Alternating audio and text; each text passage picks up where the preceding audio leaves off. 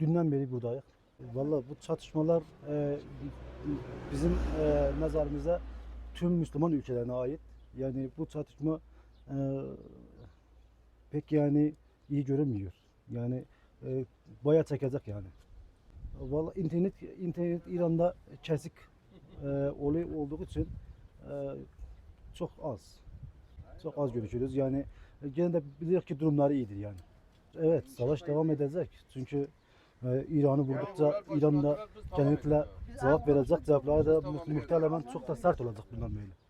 و یوسی روز به ایرانی روزو هم چون چه سخنتی چه نبود شوادی تلویزیونی مبیست دو بیش تبریز ایدان تهران ایدان از بو برا بیجیم شویدی ته zaten daha yoğun ایران hava alanya urmi ایران her halde navasabı hist پشت هنگا ایرانی گله فوزری کنه سرواندا ترکا هم سربستان چیزی چی نگوت هم جندی هاتن ایرانی هنده دادن یه سنره ندادن یه دیتر دانه دا ان شاء الله سکنت واسه زده چی نبود من هنده زانی خدا حافظه ببینه خوی خاشیادا